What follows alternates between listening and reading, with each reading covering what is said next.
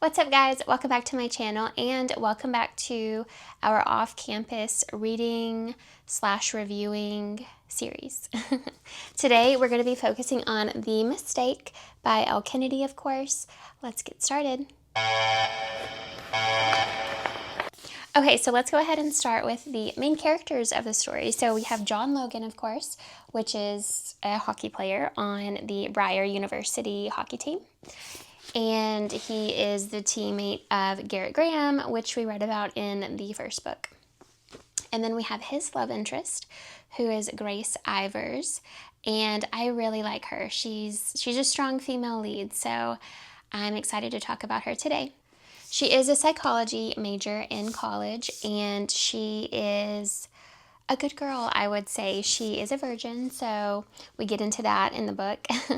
And she has great parents, and she just is a rule follower. That's kind of who our girl is. We of course still see the same, side characters and things like that in the book, so which is Garrett, and we see Hannah with him as well, which is so nice to kind of get glimpses still of their relationship in this book. And we also see Dean and Tucker. We also see Grace's friend, longtime childhood friend. Her name is Ramona, I'm pretty sure, if I'm not mistaken. Let me see. Yes, Ramona. So we see Ramona. She's a little controversial, so we'll also get into that. So let's kind of start with, what are you getting into when you first pick it up? So you get introduced to Logan, again, reintroduced to Logan, and we get his POV, which is fun. And it's kind of, when you first start the book, he's down and out. He's got it bad for Hannah, actually. So he's crushing on Hannah. Logan, he is such a good guy that obviously he feels terrible that he is having this crush on Hannah because Garrett is his best friend. And obviously he would never do anything to hurt Garrett.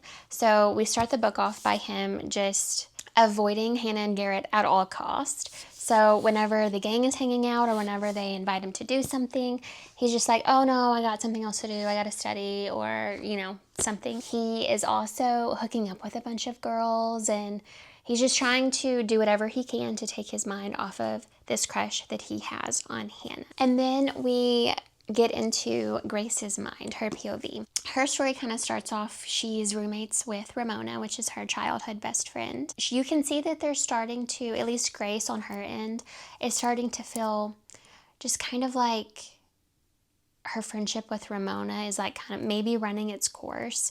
She's kind of not happy with the decisions that Ramona is making and in college, and she's just feeling like they're going kind of separate directions a little bit. She hasn't voiced that yet, but that's kind of what her internal thoughts are. And she starts off by going to this party with Ramona, and at this party with Ramona, she starts talking to this guy, which kind of, I'm pretty sure Ramona kind of pushes her to talk to him. And you get a glimpse of what Grace's demeanor is, her personality, and she's a blabber. She just, when she gets nervous, she just starts spitting out words. She just starts talking about random things that aren't even relevant to what's going on. She just starts talking and she can't stop talking. I feel like I relate to that so much whenever I'm nervous, or in a public setting, I don't know what's going on, or maybe I'm talking to a stranger or something. I will do that. I'll just start telling my whole life story, and I'm after the fact, I'm one of those people that after I do something social, I'll sit there and replay it through my head and be like, oh, why did I do that? Or why did I say that? And so I definitely relate to her for this. So that's our first glimpse into Grace.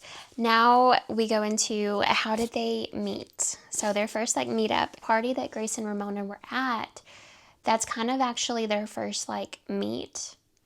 And what happens is Grace is going to the restroom and she's waiting for whoever's in there to come out. And this chick comes out, and you can tell that okay, she may have been fooling around with someone. Well, a second person comes out, and of course it is John Logan. And they kind of meet eye contact, and I think he's zipping up his pants or something. Obviously they were doing some sexual activity in the bathroom, and she's oh, he's gorgeous, he's hot, but it's she wasn't even like turned off, I think, by the idea of him doing that. She was just like, he's so cute, I guess, that, you know, it is what it is. So that was like their first kind of encounter. Logan is trying to avoid Garrett and Hannah. So he's like, oh, I'm going to go hang out with like my buddy that's in this dorm.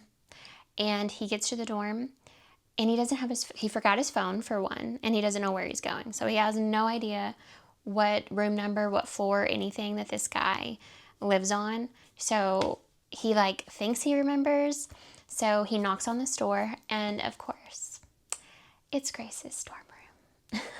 And I'm just like, what are the odds like of this actually happening in real life? Like, then the door swings open and I find myself looking at a total stranger. Granted, she's a very pretty stranger, but a stranger nonetheless. And then, of course, he forgot his phone, so he's like, can I use yours to call a taxi or like a campus like Uber or whatever that they have? Logan goes, you don't have to stand all the way over there, I say dryly, unless you're debating making a run for it. Her cheeks turn pink. Grinning, I swipe the phone screen and pull up the keypad. Don't worry, gorgeous. I'm just using your phone. I'm not going to murder you. And that's when she goes through a babbling episode with him and starts talking about like a serial killer. Starts like blabbing about Ted Bundy. And he's like, okay, whoa, that was a lot of information to take in at once. And Grace is really into action movies, which I think is just such a cute little like thing to be into for a girl. Like, I just find that so adorable. And then he ends up just like hanging out with her. He can't get a hold of like the cab company. And so they decide for him to just stay and hang out with her and have a snack and watch the movie together. They end up kissing. What do they end up doing the first time, actually? Yeah, I think so. She ends up giving him just like a hand job, and I think he like is like pleasuring her as well, but he gets off and he doesn't get her off. But she's like, oh yeah, I finished. And he's like, okay, well, I'm gonna go now. And it was just so awkward, like the ending of like that encounter, and he just leaves. And then he, in his mind, he's like, I think she lied to me. Like, I don't think I actually did get her off. And so he just like has that in his mind. And she's like, okay, well, that was so disappointing. Like, they didn't even like share contact information or anything. She didn't expect John Logan to be that type of guy to like just get what he needs and then bounce. And so after this incident is kind of when you really get to know Ramona, which is Grace's best friend. And I really have some conflicting thoughts on Ramona. I feel like us as girls, like we may have encountered, you know, other girls like this, like in college or in high school, or maybe we're like this at some stage in our lives. So it's understandable in a way, but let me just get into it. So Grace tells Ramona that, and Ramona is like a girl who loves male attention, it seems like, and she's been fantasizing about Dean actually, and she just like wants to hook up with Dean specifically, or like pretty much any like hockey player or athlete, or, you know, she's just wanting male attention. Grace ends up telling Ramona about her incident with John Logan just showing up randomly. She like cannot believe it. She's like, oh my God, I can't believe that happened to you. And then she's like, wait, I can't believe that happened to you. Are you sure you're telling the truth? And Grace is like, are you kidding? Like, you're my best friend and you're questioning if I'm telling you the truth or if I'm lying to you? Like, excuse me? And so that's when you start to like, I don't think I like Ramona. Like, this is your childhood best friend and you're not taking her word. Like, it just rubbed me the wrong way. And then Grace ends up meeting up with like her at like a coffee shop or something with these like two other girls that Ramona is friends with, Grace not necessarily. And Ramona has already told the other two girls about the John Logan incident, and you can tell based on their demeanor that they also think she's lying. So it's like Ramona set this precedent of this story that Grace fabricated. That also rubs Grace the wrong way and the reader. So you just get a really like kind of like bitter taste in your mouth for Ramona from the get-go. And you can see like within their friendship that it seems like Ramona kind of fucks up a lot, and she just like immediately like, you know, apologizes and gets like emotional and like starts crying, and Grace immediately will forgive her. And so that's just like Ramona's go-to. Like, she'll fuck up and then she'll just like start crying and get emotional, and she's like, I'm sorry. But she's not actually sorry, because she's not changing her behavior. And then at this point you start learning about Grace and Logan's personal life, their family life. Grace has it a little bit more on the chill side. So her dad is a professor at the university, and he is more strict. Like, he just wants Grace to do good and make the right decisions. And then her mom, so her parents are divorced, but they're still like great friends. Like, they have a really great friendship. They just didn't work together because her mom is like a free spirit, and she's an artist who lives in Paris. She just has a young heart, it seems like. And I really, really liked Grace's parents in the book. I think they're really cool. And then you have John Logan's family, who it's a little bit more problematic. He has a great relationship with his mother, and his mother is married, so he likes his stepdad, I guess. But his stepdad treats his mom well, so he likes him for that reason. And his dad owns a mechanic shop where his brother works. So he has a brother, an older brother. He's an older brother. He works at the mechanic shop, and his dad is an alcoholic. So he's dealing with his father's addiction, and he is feeling very pressured about his future, because obviously John Logan loves hockey. That's his passion. That's what he would prefer to do. But he's refusing to kind of like sign up for the draft, because he and his brother have a deal that after John Logan finishes college, that he'll come and work at the mechanic shop while his brother gets a break, because his brother told him, like, hey, like, I'll cover the shop while you go get an education, but once you do that, you got to come here and you got to work and give me a break from watching our dad and taking care of him through his addiction and running the shop. They've kind of made that deal, and that's time is obviously approaching for John Logan, and he's feeling that pressure, which is really hard and really sad. I just respected John Logan so much, like, after reading that and learning about that, because a lot of people deal with family members who have addiction to whatever substance, and having to deal with, especially when it's your parent, like, it's just, it's not fun, and it's, you know, you're supposed to be the kid, but in that situation, you kind of have to parent your parent, and that's just hard. This book definitely made me emotional, and I did shed a tear, or tears, while reading this one, and that's something that the deal did not make me do. I did not get emotional like that, but this definitely, Elle Kennedy did a good job writing that hard topic. And then one of my favorite moments in this book early on is Ramona's friends that she, you know, gossiped to Grace about, and, you know, they think that she's lying about this John Logan incident. It's like the older sister of one of them. She is like a puck bunny and is like obsessed with all of the guys on the hockey team, and just kind of sleeps around with all of them. And she has like a Twitter or something, and she created this like thread about Grace lying about John Logan and the incident. Well, John Logan finds out about it, and he's like, oh, hell no. Like, we're not going to embarrass anybody, and that actually did happen, and we're not going to do that. And he actually doesn't like the girl that created this thread anyways. She's been trying to like hook up with him, and he's just like, look, I'm not interested, you know? So Grace is actually like at like the dining hall or something with Ramona and the couple other girls that they like sit with. She's just feeling obviously upset about the whole thing, but she also doesn't want to like cower and like just stay hidden. So she's just like, it is what it is. I'm going to be out in public. Like, you know, hopefully this just goes away soon. Well, she gets a text from John Logan, from Logan, and he says, where are you at? And she types back the dining hall. Which one? And she says Carver. No response. And then he doesn't respond. And she's like, okay. And she's just like sitting there like on the verge of tears, going through these emotions. And everyone's just like looking at her and like, oh my God, like that's the girl that's lying, you know? Frowning, I shift in my chair, turn my head, and find Logan standing there.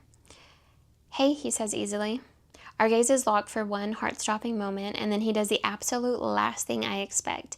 He leans down and kisses me, on the mouth with tongue. Right there in the dining hall. I'm still basking in the glow of victory when Logan flashes me that crooked grin I love so much. Are you ready to go, gorgeous? We didn't have plans. He knows that, and I know that, but I'm not about to let anyone else know it. Logan comes back a moment later, and I paste on the brightest smile I can muster as he takes my hand and leads me out of the dining hall. Like, how sweet is that? Are you kidding? Like, he finds out this thread is happening about her lying about the situation, and he's like, not gonna stand for that. Finds out where she's at, shows up. It's just so good. It's so perfect, you know? And then they get in the car and she immediately starts bawling. And that's like so me coded. I'll try to put on like the bravest face ever if something like that is like bothering me. And then as soon as I get like behind closed doors, I'm like in tears. And then we get into, okay, this book is called The Mistake. So clearly there's a mistake that happens. What is it? John Logan is still battling having these feelings for Hannah, and he doesn't want to lead anyone on. So his thoughts on Grace are like, okay, they've hung out a couple times, I believe, at this point, and they've kind of shared some, you know, things about them, had good conversation and stuff, but he still feels like he has this crush on Hannah, and he doesn't want to lead Grace on. She's a nice girl, and he doesn't want to hurt anyone. So he's like trying to avoid her. Well, she texts and is like, come over. He doesn't want to just like ghost her. So he's like, I just need to man up, go over there and tell her what's going on, my feelings, and be done with it. And he shows up, and she is immediately like all over him. Like, she's like ready to get down to business. Like I said, she is a virgin. So she's just wanting to go for it. He's like going along with it. And then they get like right there. And he's like, wait, we have to stop. And she's like, what? Like, what, did I do something wrong? Like, what's going on? And he's like, I have feelings for another girl. And it's just like faceplant moment. Like, Logan, what are you doing? Why? You don't do that. Like, he just played it so wrong. Like, she's like, you've got to be kidding me. Like, she's embarrassed. She's hurt. She's like, just leave, please. Just leave. Like, we hang out, you know, we share some like nice moments. We are physical. I mean, they don't have sex, but they're still physical with each other. Now at the point where she's like, okay, let's have sex. Then you're just going to tell me like, no, we can't do this. I have feelings for someone else.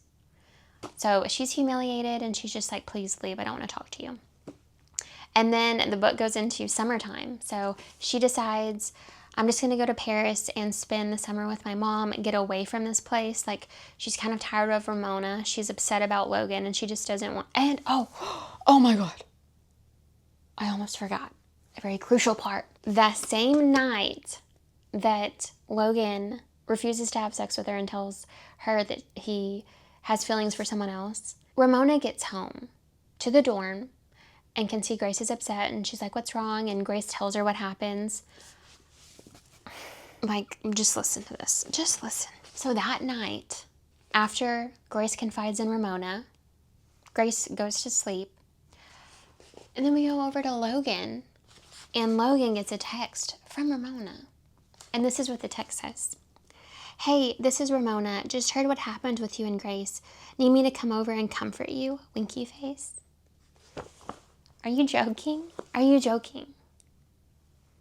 Like, childhood best friends, and you're gonna screw over Grace like that? That's when I was just like done with Ramona. I'm like, no, I'm good. Nope. I don't even want to hear it. And what does Logan do?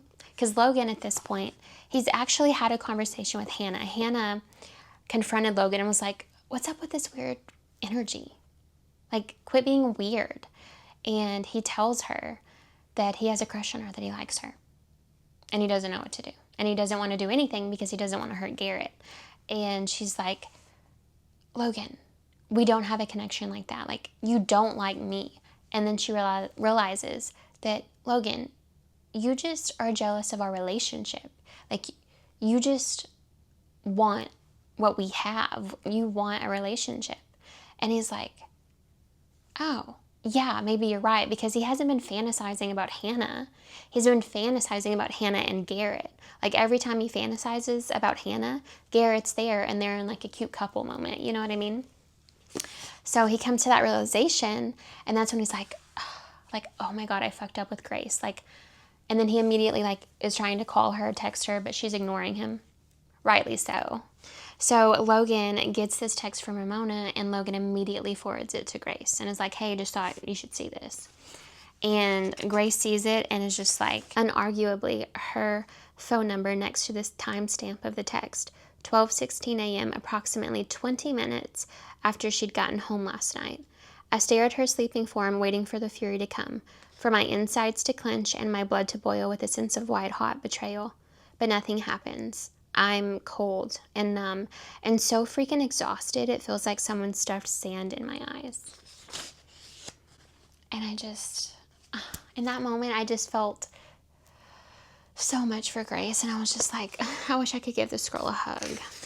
And that's when we go into summertime, and Grace goes and spends summertime in Paris with her mom, confides in her mom. Logan, of course, works summers at his dad's shop, so he goes back home and obviously is not having a great time. Like, he hates it there. He hates the environment, the animosity, like, between knowing that this is his future, this is what he has to look forward to, and his dad, you know, is dealing with his addiction.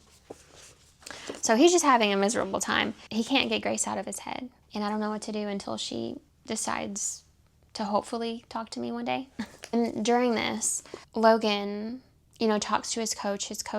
His coach thinks that the reason why he's not signing up for the draft is because his dad was in a car accident, and he now is kind of crippled. I think he has to like walk with a cane, and so that's kind of what spiraled him back into alcohol and his addiction, because he was sober for a while, but then he fell off the wagon. And so his coach just thinks that his dad is handicapped. He doesn't know about the alcohol. He doesn't know about the addiction part of it. So he just thinks that Logan is supporting his dad because he's handicapped and not because there's an addiction problem. So summer happens, and then they get back on campus, and Logan runs into Grace at the park, and he sees her at the park, and he approaches her. This is when it starts, like him just trying to win her back, basically. She ends up, obviously over time, kind of caving in, you know, and she's like, okay, look, if you want to date me, you have to accomplish these 6 things. She gives him a list of things that he needs to do if he wants her to go on a date. I gotta try to find, one of my favorite parts of the book is, oh my God, it's so hilarious. I love when there's like banter between all of the guys. Like, I feel like those parts are just so funny. Okay, here we go. So one of the things on her list that she gives him to do is he needs to write her a poem, a love poem. And so I guess he's like at the kitchen counter trying to write this poem. What rhymes with insensitive? I tap my pen on the kitchen table, beyond frustrated with my current task. Who knew rhyming was so fucking difficult? Garrett, who's dicing onions at the counter, glances over. Sensitive, he says helpfully. Yes, G, I'll be sure to rhyme insensitive with sensitive. Gold star for you. On the other side of the kitchen, Tucker finishes loading the dishwasher and turns to frown at me. What the hell are you doing over there anyway? You've been scribbling on that notepad for the past hour. I'm writing a love poem, I answer without thinking. Then I slam my lips together, realizing what I've done. Dead silence crashes over the kitchen. I just have one question, Garrett starts.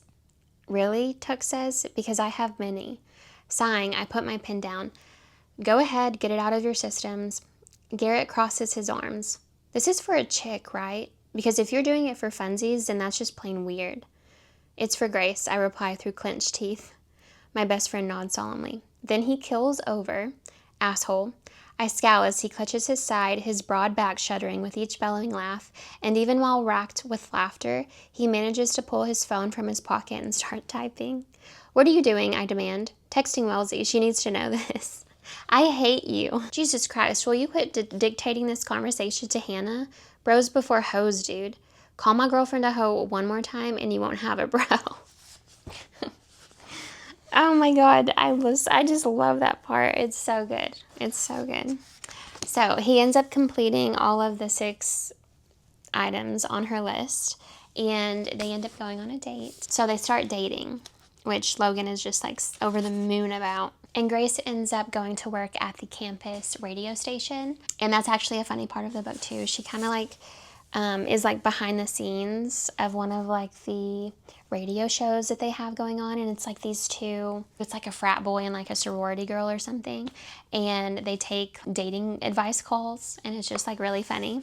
And then you have Logan getting a call from his brother and is like, hey, you need to go check on Dad because I'm at the hospital with my girlfriend. Something happened, kind of minor, nothing like life-threatening, but I can't get a hold of him, so I don't know how he is at the moment. Like, you need to just go check on him. So Logan has to go back home, check on his dad, and of course his dad is like, must have fell like drunk, or he's just like passed out on the floor, like completely wasted. And so he has to clean up his dad. And that same night is when he was supposed to go to dinner with Grace and Grace's father. I think his phone like ends up dying, and so he can't call. He ends up showing up to her dad's house later than expected. Grace has already gone home. His dad opens the door and is like, she's already left, buddy. Like, sorry, like, you weren't here. And he can just tell that there's something heavy on Logan's mind. And he's like, what's wrong, son? And Logan just like breaks down. And that's when my emotions got to me. So I'm like gonna get emotional right now thinking about it, not even reading it. But that was just a really like touching moment that like her dad was there for him during those emotions. So there is a little bit of a third act breakup in this book as well. The same like night or like the day after that Logan kind of broke down to Grace's dad, Logan is just like in a shitty mood, and he's just like having heavy thoughts like, you know, I don't want to keep dating Grace if this is how like my future is, if I'm gonna have to pick up my dad's slack and just work at the shop, and like I don't want to hold Grace back. That's kind of what his thoughts are. And he's already like internally thought like, you know, I love this girl. They haven't said I love you yet, but Grace gets a text or phone call from her dad and is like, hey, you should check on Logan. And so she's like, oh my gosh, like if her dad is saying that to her, then like he's not okay. So she immediately goes over to Logan's. Logan explains to her that he doesn't want to drag her down and that they basically don't have a future together because his future is so bleak. And that's when she gets really pissed off at him and is like, I love you. She just kind of like gets pissed off at him because of how he's acting and just kind of disregarding how she feels about the situation.